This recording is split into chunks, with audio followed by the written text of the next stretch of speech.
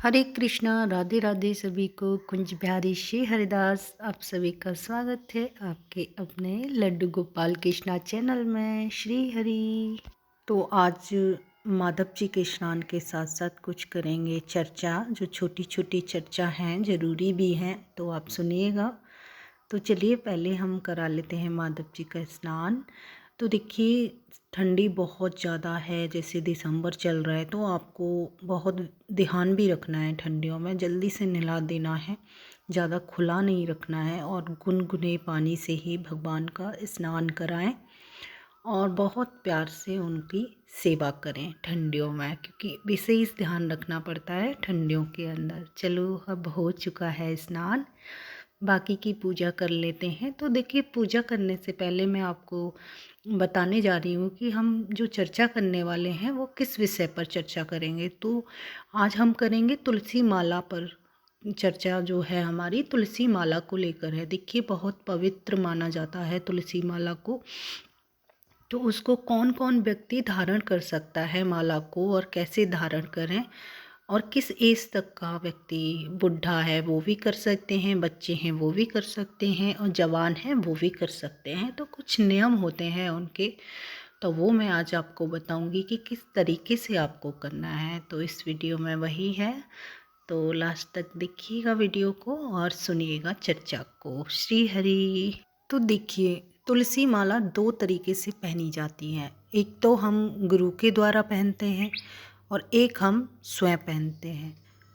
तो गुरु के द्वारा जो पहनते हैं उनके कुछ नियम होते हैं, तो वो हम आज आपको बताएंगे कि नियम क्या क्या होते हैं। तो देखिए, जब हमें हमारे गुरुजी होते हैं, वो हमें माला पहनने को कहते हैं, यानी कि वो हमें माला धारण कराते हैं, तो उनके बहुत नियम होते हैं। जैसे कि गुरु कहेंगे वही हमको फॉलो करना पड़ेगा, उनकी सारी बातें हमें माननी पड़ेंगी। जैसे उन्होंने कहा कि हमें प्याज नहीं खानी, लहसुन नहीं खाना, कुछ गलत काम नहीं करने हैं। माला धारण कर लिए तो कुछ गलत जगह पे हम जा रहे हैं तो अपनी माला को हम उतार कर जाएंगे। मतलब बहुत सारे ऐसे नियम होते हैं उनके, जो हमें उनका पालन करना पड़ता है। तो जो गुरु के द्वारा हम धारण करते हैं तो उनकी सारी बातें माननी पड़ती हैं हमें। तो ये गुरु वाले नियम हो गए, उनको हमें फॉलो करना है। और जो हम अपने आप धारण करते हैं और जो हम अपनी मर्जी से धारण करते हैं, उसके इतने खास नियम नहीं होते, लेकिन इतना ज्ञान हमें खुद होना चाहिए कि हमने शुद्ध, यानी कि तुलसी माला बहुत शुद्ध होती है, उसको जब हम धारण कर रखा है तो हमें इग्नोर करना चाहिए। प्याज लहसुन नहीं खाना चाहिए। अगर देखो हमारी मजबूरी है, हम कहीं बाहर गए हैं और हमें खाना पड़ा, तो हम भूखे तो नहीं रह सकते। तो देखो, एक दो बार चल सकता है कि आप ले सकते हो, लेकिन माला को निकाल कर ये तो कर सकते हैं ना आप, माला को निकाल दें और तब खाएं, और फिर गंगा जल में स्नान करके फिर से पहन लें। या फिर कोई आप कुछ ऐसे काम कर रहे हैं, वैसे तो आपको करना ही नहीं चाहिए। जब आपको पता है कि हम इस तरीके से नहीं रह पाएंगे, तो आपको माला धारण नहीं करनी चाहिए। अगर बाई चांस कर भी लिए आपने, तो उनके बहुत नियम होते हैं, तो उनको फॉलो करें। अगर आप चाय पीने वाले हैं कि हमसे चाय नहीं छोड़ी जाएगी, तो वो चल जाएगा। जैसे आप स्वयं धारण किए हो माला, तो वो आप पी सकते हो चाय। लेकिन लहसुन प्याज में थोड़ा मतलब गंदा माना जाता है, तो इसलिए उसको आप ना करें। तो ये सारे नियम हैं इसके, जो स्वयं धारण करते हैं। तो देखो, चाय कॉफ़ी का थोड़ा हो रहता है कि नहीं रहा जाता, कहीं बाहर गए, ठंडी का टाइम है तो पी ली चाय, और माला को बार बार निकाला भी नहीं जा सकता, तो वो चीज़ आप कर सकते हैं। देखिए, वैसे तो ये माना जाता है कि तुलसी माला जब एक बार गले में धारण कर ली तो उसको निकाला नहीं जाता, उसको एक बार पहनने के बाद उतारते नहीं हैं।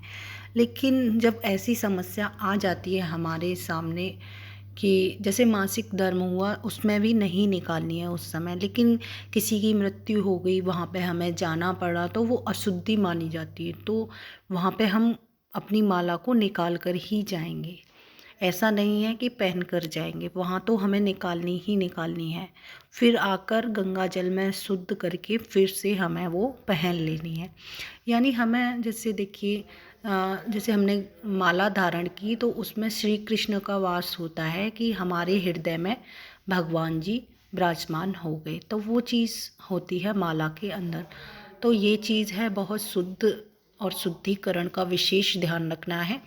तो बुरी चीज़ों का त्याग करना ही पड़ेगा जब आप माला धारण करते हैं।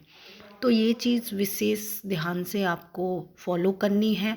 माला के बहुत सारे नियम होते हैं जो हमें पूरी तरह उन पर ध्यान देते हुए ही माला को धारण करना है। इसी प्रकार हमें माला को पहनना है और माला के नियम का पालन करना है।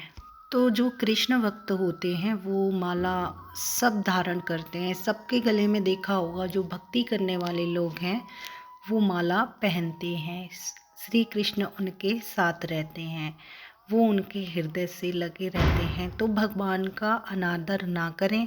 आप जो माला में भगवान जी का वास होता है उसको आप जो नियम हैं उनको फॉलो करते हुए ही धारण करें। तो छोटी छोटी बातों का विशेष ध्यान रखना है आपको और भगवान जी को ऐसे प्राप्त करना है। कुछ लोग लंबी माला भी भगवान को अर्पित करने के लिए पहनते हैं, तो वो भी आप कर सकते हैं। तो देखो, जैसा आपका भाव होता है उस तरीके से आप धारण कर लें, लेकिन माला को पहनकर कुछ गंदे काम ना करें। वो आप समझ रहे होंगे मैं किस चीज़ के लिए बोल रही हूँ। तो ऐसे माला को ना, अपमान नहीं करना चाहिए किसी को। जिसने भी जैसे धारण किए उसको भगवान का रूप सम्मान कर और उनकी पूजा करके तो उनको आदर प्रदान करें और उनको बहुत बहुत नमन करें भगवान को, क्योंकि आपके हृदय से हमेशा के लिए विराजमान हो चुके हैं। वो आपके गले में धारण करने के बाद श्री कृष्ण का वास हो जाता है आपके हृदय में। तो इस चीज़ का विशेष ध्यान रखना है आपको। श्री हरि कुंज बिहारी श्री हरिदास।